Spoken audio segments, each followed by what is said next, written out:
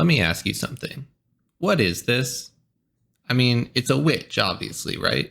More specifically, it's a women's sexy witch Halloween costumes, black magic mistress dress, classic bewitching outfits with hat dress cosplay costume for $23.87.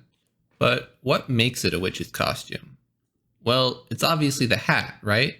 I mean, other than that, it's basically just a black dress. But you could put almost any clothes on the bottom half of this photo and the hat would still make her immediately recognizable as a witch. But what makes this a witch's hat? Where did the hat come from? Well, the short answer is that it came from the 1939 film The Wizard of Oz. Maybe this is common knowledge, but I was very surprised to learn this. I think I assumed that the classic black robes and pointed hat witch archetype went all the way back to Shakespearean or even Arthurian times, but no. Of course, the idea of witches has been around forever, and it's very hard to prove a negative. It's hard to prove that no witches before 1939 were ever portrayed wearing a witch's hat, and indeed, some of them probably were depicted wearing something akin to that. But before Oz, witches were typically just depicted in the appropriate garb of their period. The Wizard of Oz canonized some older tropes like black robes and riding on broomsticks, while other aspects of the modern interpretation, like the green skin, were more or less invented from whole cloth for that movie. The pointed black hat lies somewhere in between, but I would argue leans more towards being an original invention of 1939. After 1939, the history of the witch's hat is pretty cut and dry. In the 50s, trick-or-treating became popular again in America following the end of wartime sugar rations. Many young children chose to dress as witches, taking a look directly inspired by Oz. Around the same time, there was an explosion of animated witches in TV cartoons, both catering to and feeding off of the witch trope that was becoming increasingly solidified in Halloween costumes. The Wizard of Oz also finally began to turn a profit in the 50s thanks to being continually re-aired on TV. The modern Halloween witch can be traced directly back to the version that was canonized in the 50s. There's a lot to be said about the evolution of witches in pop culture over the last century, their interplay with second-wave feminism, both as a caricature and a symbol of empowerment, their role in the horror genre, and their reclamation by modern feminists. But that's not really the point of this video. I'm really interested in the history, specifically the history of that hat.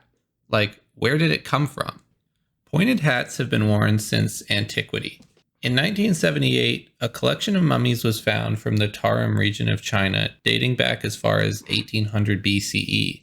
Of these mummies, 3 females from the lost city of Subeshi wear tall, conical felt hats. There may be some oblique evidence to hint that these women may have performed a ceremonial or shamanic role, which, along with the hats, has earned them the moniker the Subeshi witches. I've seen these referenced as a possible origin to our modern notion of witches, but as far as I know, these mummies had been forgotten until they were rediscovered in the 70s. There is ample evidence of ancient Egyptians wearing tall pointed hats like this. There were hypotheses that these hats were worn by the dead or filled with perfumed herbs for ceremonial purposes, but my understanding is that modern scholarship is more dubious about their purpose. In medieval fashion, a pointed hat called the hennin became popular among nobility and was worn by men and women alike. Originating from the same time period, I've seen the alewife's cap pointed to as a possible origin of the witch's hat. An alewife was a medieval woman who brewed beer, and they would apparently often wear tall black caps to sell their wares, which would help them stand out in a crowded market. There is some credibility to the idea of the alewife as a predecessor to the modern witch. They were known to keep cats in order to keep the mice from getting into their grain, and for brewing in large cauldrons, both of which later became associated with the trope of the witch. There's a theory that during the Reformation, male brewers accused the alewives of being witches in order to edge them out of the market, although scholarship on this theory is divided, to say the least. The alewife's caps do look a bit more like our modern witches' hats than the hennin do, but they are notably missing the pointy top, really looking more like a pilgrim's hat, more correctly called the capotan. The capotan hat may have been in fashion in Salem during the infamous witch trials of 1692, but they were probably not worn by the witches themselves, being more popular among men of relatively high social rank. Every historical depiction of the trials I can find shows the witches with a bare head or simply a scarf or bonnet, with this one notable exception. Some of these hats vaguely resemble our modern idea of a witch's hat, but at the time, none of them were specifically associated with witchcraft, nor have they been since, to the best of my knowledge. In reality, people used to just wear a lot more hats in general, of all styles. It was not uncommon for a certain hat style to denote a certain profession, social class, or religion, but there was no hat consistently associated with witchcraft in history. So if the witch's hat didn't come from any of these historically worn hats, where did it come from? More specifically, if you were tasked with designing the costumes for evil witches in The Wizard of Oz in 1939, what inspiration would you look to? Your first thought might be that the 1939 movie, The Wizard of Oz, was based on the 1900 book of a more wonderful name. So clearly the design of the witches must go back at least that far. But surprisingly, no. If you look back at the original text, the appearance of the evil witches is actually never commented on.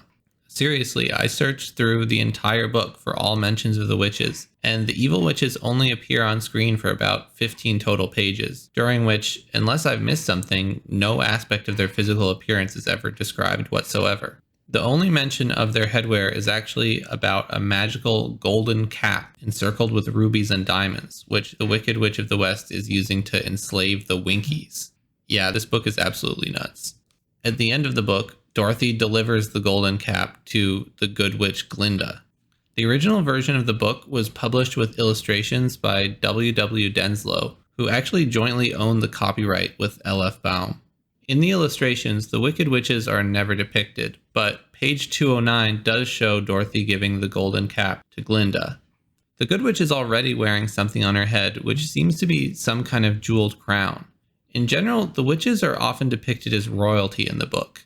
In the same scene, Glinda is described as sitting on a throne of rubies. She is also shown wearing white, which makes sense, as Bok the Munchkin informs us on page 34 that only witches and sorceresses wear white.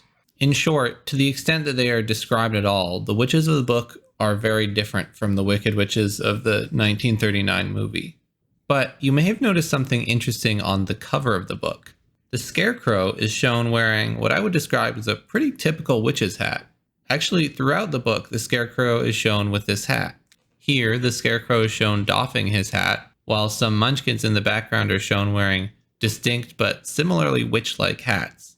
The munchkins are also consistently depicted with these pointy, flat-brimmed hats. So when looking for inspiration for the look of the Wicked Witches, the movie makers may have actually looked to the Scarecrow from the original drawings. Weirdly, it seems like this look was not original to the book. Scarecrows were often depicted wearing this type of hat in this time period. This image, which I believe to be from around that time, shows a similar type of hat on a scarecrow, as do a few others from the same collection.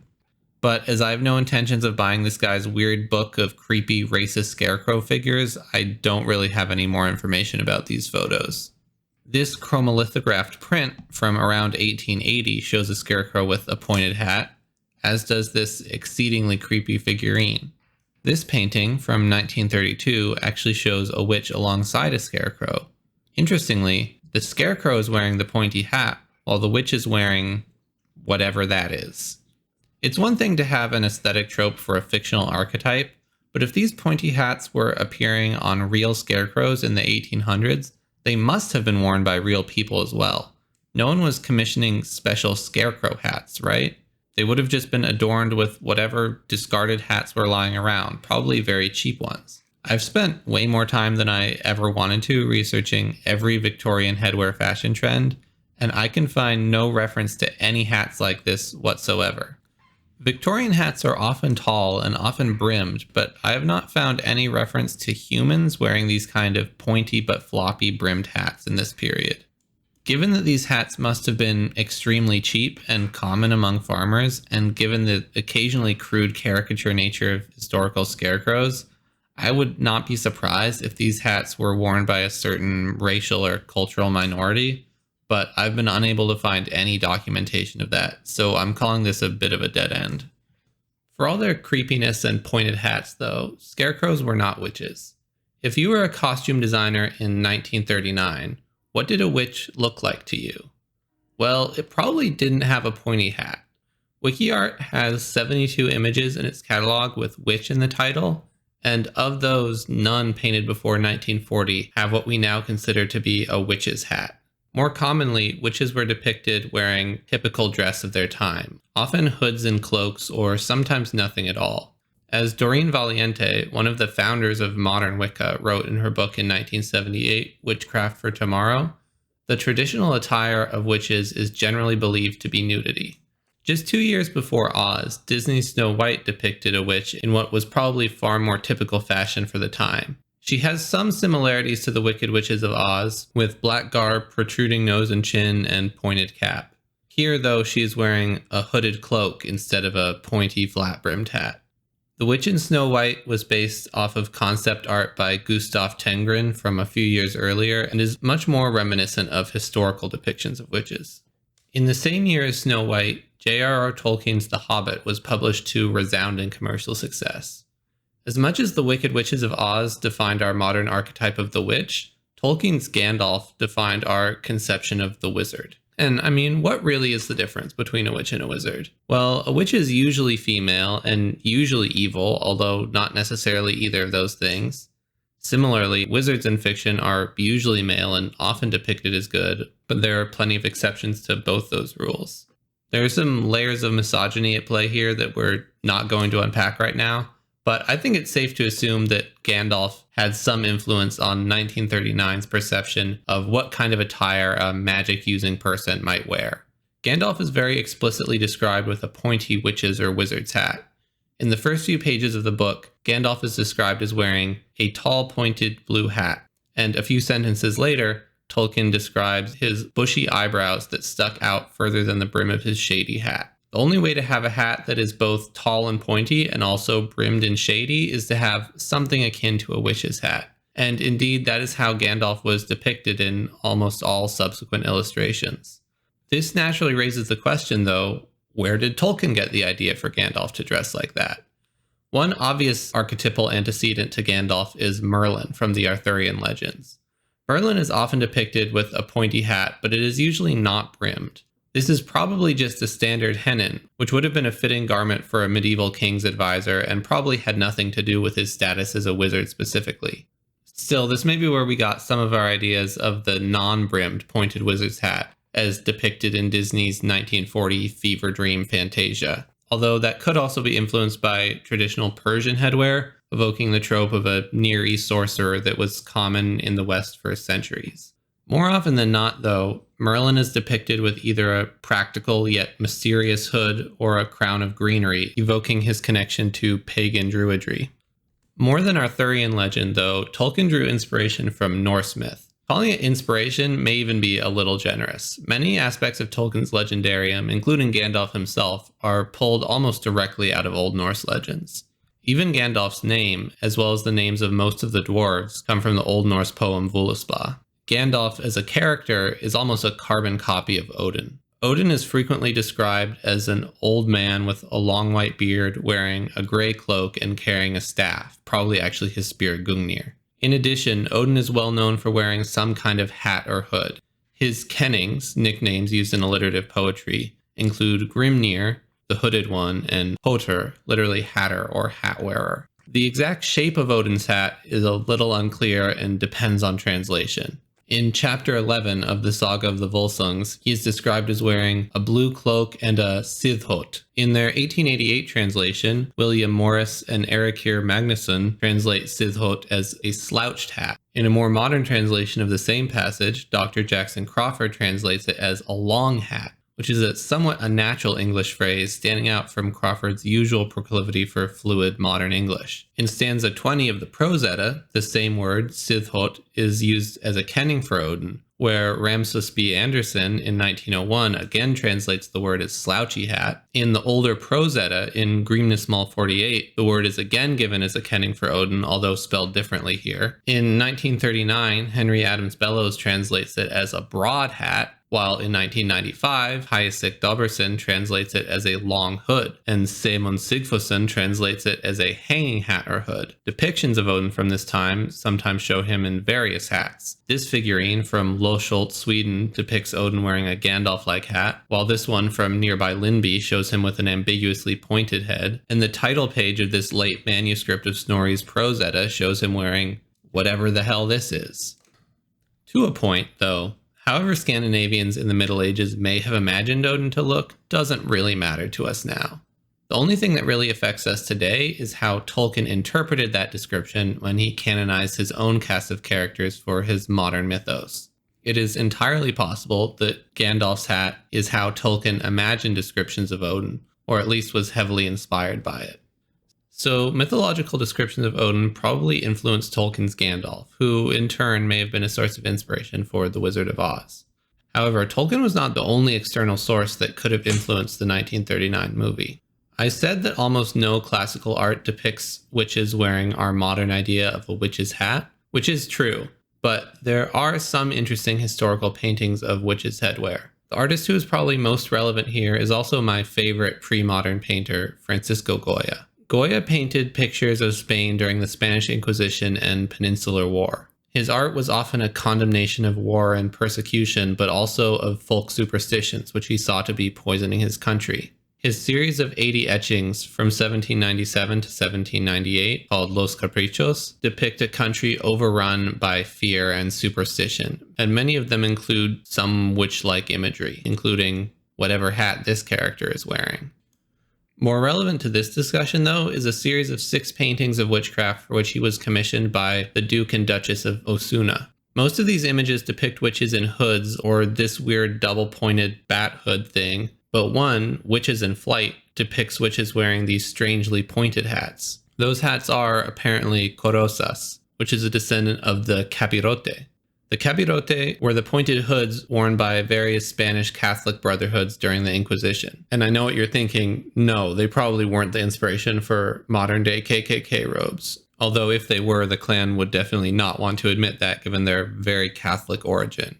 They originated from the flagellants as something taken on willingly as a symbol of penance, but in a slightly modified form as the corosas were also sentenced as a form of public humiliation for both men and women who were arrested during the Inquisition, with the color and markings of the hat corresponding to the crime and punishment. Apparently, this practice had a precedent in 15th century Hungary. Regarding the Goya painting, according to Wikipedia, the general scholarly consensus is that the painting represents a rationalist critique of superstition and ignorance, particularly in religious matters. The witches' corosas are not only emblematic of the violence of the Spanish Inquisition, but are also reminiscent of episcopal mitres, bearing the characteristic double points. Apparently, the flames on the corosas indicate that the witches have been sentenced to be burned at the stake as unrepentant heretics. Witches in Flight reminds me of this Goya etching from just a year earlier entitled Witches Ready to Fly. Presumably, these half-animal creatures are the titular witches.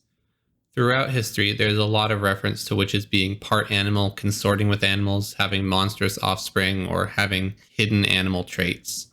There's a lot to unpack there that we're just going to gloss over. More interesting here are the pointed caps worn by these figures, who seem to be holding a book with tongs. I've looked online and I have not been able to find a single analysis or even description of this image, so I don't really know what's going on here. If I had to guess though, these are the same corosas and again indicate convicted heretics. Goya's work at the time heavily features heretics and the condemned, often sporting the corosa in what I interpret as a harsh critique of the Spanish Inquisition. So it's possible that the association with witches and pointed hats originates from the Spanish Inquisition, whether preserved in Goya's work or elsewhere. And it's very possible that this trope influenced at least the top half of the costume hats that appear in Oz in 39. But while we're talking about the involuntary headwear of condemned heretics, there is a more likely antecedent. This is the Pileus cornutus, or horn skull cap, more commonly called simply the Jewish hat or Jewish cap. These caps were yellow or white, usually made of felt. Initially, it was worn by choice by male Jews, probably originating in pre-Islamic Persia. But in 1215, some parts of Europe and the Islamic world began enforcing their use as a way for Christians to tell Jews apart. Yeah, where have we seen this before? They typically had this strange spike and ball design, but were sometimes depicted as more straightforwardly pointed. In medieval Europe, Jews were often depicted wearing them while performing satanic rituals or being tortured in hell. True, they were only worn by Jewish men, not women, and they were yellow, not black. But in the small etchings of the time, color is lost and gender is often obscured. It is very possible that these drawings somehow informed our modern interpretation of the witch. It has also been theorized that the typical hooked nose of the witch originates from the same anti-Semitic caricatures. So this is where I was going to end the video, with a bunch of different headwear trends that all seemed like they could have plausibly inspired the modern witch's hat, but without any real evidence to support any one of them in particular, and with it looking increasingly like the modern witch's hat just sprung up fully formed in 1939. But then I found one last painting that basically countered that whole theory. This is that painting. It was painted by Daniel Gardner in 1775. And I mean, that's a witch, right? That's like an archetypal modern witch. Not just the hat, but the gold embroidery in her translucent black robes and what appears to be a wand in her right hand represent tropes that would not become popular in witch fashion until hundreds of years later. Specifically, this painting depicts the three witches of Macbeth, so all three of these women were supposed to be equally witch-like. At the time, the witches of Macbeth were usually depicted as old women in hooded robes. But this particular painting is actually depicting three real high society women of the time in the role of the witches. The woman on the right is Anne Seymour Dahmer, an English master sculptor. Very little is documented about her real-life physical appearance beyond her self-portrait bust, but her co-stars in the painting are sometimes depicted wearing flamboyant black hats, which are not exactly the same, but do lead me to wonder if this was just an outfit that Dahmer wore in real life. According to the painting's article in the National Portrait Gallery, the portrait's composition has no parallel in Gardner's oeuvre, and it is possible that either Dahmer or Melbourne, the other woman in the painting, suggested the design. It is also believed that the painting was commissioned by the women pictured. So this is clearly an archetypal witch depicted centuries before its time, but it seems very unlikely that it influenced the 1939 Wizard of Oz. According to the same article in the NPG, the portrait was not publicly exhibited at the time and was only added to the gallery in 2011, before which it was apparently in private collection. I would have never found it without the help of internet databases, and I'm very certain that the makers of The Wizard of Oz weren't traveling to England to scour private art collections for any hint of inspiration for their witch costumes. But the portrait could be an indication of an obscure folk mythos of pointed witch hats in the 18th century, and indeed, I think it is. After doing some more digging, there's a very weird story here that goes all the way back to the invention of the printing press. Something like a printing press had been in development by multiple people throughout the Middle Ages and had been operational in China and the Arab world for centuries. But the design that caught on in Europe was developed by Gutenberg in the 1430s or 40s. By 1480, there were printers active in 110 different shops across Europe, and Gutenberg's own shop had printed its first book, the Gutenberg Bible. Meanwhile, unrelated to Gutenberg, in 1484, clergyman Heinrich Kramer was making one of the first serious attempts to prosecute alleged witchcraft in the mountain duchy of Tyrol near modern-day Italy. However, he was not having much success. He was driven out of the local area and dismissed by the region's bishop as, quote, senile and crazy. Seeking support, he wrote to Pope Innocent VIII for help, who responded by issuing a papal bull sanctioning the actions of Kramer specifically and the prosecution of witches generally. Over the next 2 years, it is uncertain whether he actually found any witches, but he certainly spent a lot of time thinking about them, and in 1486 published Malleus Maleficarum, the Hammer of the Witches, a 560-page treatise on the topic. The Malleus detailed how to find witches and what to do with them, mostly advocating the liberal use of torture and execution. Thanks to the brand new technology of the printing press, which at that time was still primarily used for religious texts, the book, along with a copy of the Pope's letter endorsing it, could be copied and disseminated across Europe. The widespread popularity of this book more or less single-handedly led to 2 centuries of witch hysteria and persecution in Europe, culminating with the Salem witch trials 2 centuries later. the accusation, investigation, and persecution methods of which directly follow the instructions laid out by Kramer. The papacy later retracted their support for the book, but it was too late, with at least 14 reprint editions being issued between 1487 and 1520, and dozens more since. As popular as the Malleus was, it would not have caught on among the general population, most of whom had neither the interest nor the ability to read a 500-page instruction manual on hunting witches. The real media that fueled witch hysteria, again thanks to the printing press, was the broadside ballad. Settable type combined with woodblock prints made it relatively cheap and easy to produce and distribute these single-page pamphlets containing illustrated rhymes, news, and stories. These were sold for a penny and hung up in taverns and markets, and were wildly popular. As the witch fever grew in Europe in the 1500s, they began to frequently depict sensationalized accounts of witchcraft. As printing became cheaper, these pamphlets gained more pages and were distributed even more broadly. Printing was cheap, but cutting woodblock illustrations was still time-consuming, so many pamphlets reused and remixed the same stock illustrations to tell different stories. These relatively few illustrations, repeated frequently alongside rampant witch hysteria, contributed to our modern archetype of the crone or hag, a solitary old woman often depicted with animal familiars. You'll notice, though, that during this time, witches were still always depicted with regular, period-appropriate headwear. Then, something happened in the early 1700s. Around 1720, all these often recycled stock illustrations of witches suddenly began to feature pointed black hats.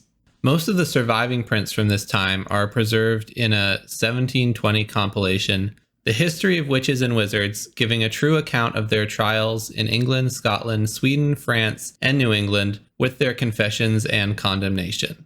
I guess they hadn't really figured out the art of catchy titles back then. This book, compiled by the mysterious W.P., doesn't give much information about its sources or its rationale for picking them, but it does reproduce a large number of woodblock prints from pamphlets at the time, and about half of these show witches with pointed black witch hats. Almost any old-timey looking print of a witch that you see online today probably comes from this book. The pointed hat witch trend continued in folk media for much of the mid-1700s, appearing occasionally in children's chapbooks, which were the 18th century evolution of the pamphlet, often depicting fairy stories. It seems that this trend never caught on in high art, though, with paintings and highbrow literature of the time continuing to depict witches in their Shakespearean hoods all the way until the 1940s. In the late 18th century, it seems that this design petered out in folk media as well, with the Gardner painting being the last concretely dated depiction I can find in this time period. By the time Oz was produced in 1940, I imagine the pointed witch's hat would have been a distant memory. Perhaps a viable option for witches' headwear, but certainly not a common one. So, in short, I think the story of witches' hats looks like this. In 1939, a costume designer was tasked with designing a look for the Wicked Witches of Oz. They looked to the original book for guidance, but found no direct depictions of the Wicked Witches, so they had to improvise. Black was a natural opposite to the white garb of the Good Witches, and ugly was a natural counterpoint to Glinda's canonical beauty. For a hat, they had to pick something opposite of Glinda's crown, and notice the low-class black hat of the Scarecrow. Its similarity to Gandalf's blue wizard's hat made it seem appropriate for a magical being, while it may have evoked images that they had seen once of Jewish or Spanish condemned heretics, or the antique fairy tale illustrations of their great-grandparents, which made it feel suitably evil. For whatever reason, they decided to go ahead with the design for the movie, and despite the extremely poor box office performance of the film, socioeconomic factors over the next 20 years led to that specific interpretation of the witch being canonized as our modern archetype.